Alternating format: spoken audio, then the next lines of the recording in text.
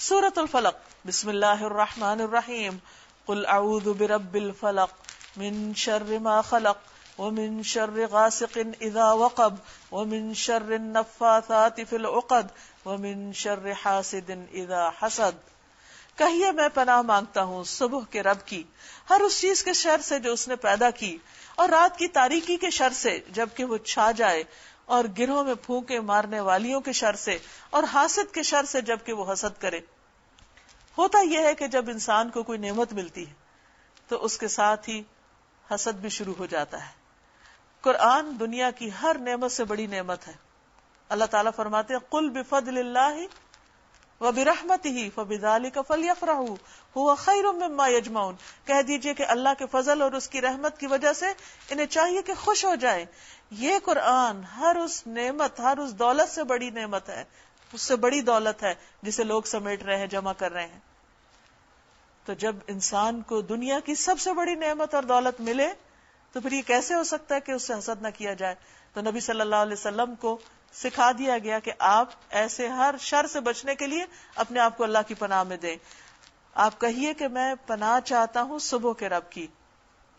صبح کا لفظ ہوپ کی علامت ہے، اور پھر ہر اس چیز کے شر سے جو اس نے پیدا کی، یعنی اللہ تعالیٰ نے دنیا میں جو بھی چیز پیدا کی اس کے اندر خیر بھی رکھا اور اس کے اندر دوسری چیز بھی ہے۔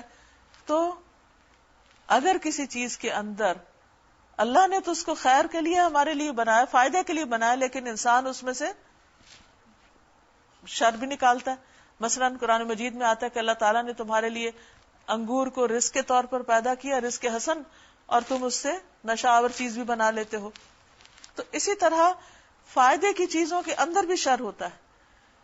اللہ تعالیٰ سے انسان دعا کرتا ہے کہ اللہ اس کو محفوظ رکھے ہر طرح کے شر سے، اور خصوصاً رات کی تاریکی کے شر سے جب وہ چھا جائے، کیونکہ اندھیرے میں ہر غلط کار کو چھپ کر غلط کام کرنے کا موقع مل جاتا ہے۔ تو اس لیے خصوصی طور پر اس سے بچنے کے لیے اللہ کی پناہ میں آنے کی بات کی جا رہی۔ اور گروں میں پھونکے مارنے والیاں یعنی جادو اور اس قسم کے ٹونے ٹوٹکے کرنے والوں کے شر سے، اور حاسد کے شر سے جب وہ حسد کرے اور نقصان پہنچانا چاہے۔ حدیث میں آتا ہے کہ ہر صاحب نعمت سے حسد کیا جاتا ہے۔ جب ایسی کوئی کیفیت ہو تو انسان کو جوابی اٹیک کرنے کی بجائے یا پریشان ہونے کی بجائے اپنے آپ کو اللہ کی امان میں دے دینا چاہیے۔ نبی صلی اللہ علیہ وسلم نے ان صورتوں کو پڑھنے کی تلقین کی ہے کہ صبح کہ کوئی رات ایسی نہ گزرے کہ جب بندہ ان کو نہ پڑھے۔ خود آپ کا طریقہ یہ تھا کہ ہر نماز کے بعد پڑھتے، رات کو پڑھتے، سونے سے پہلے پڑھتے۔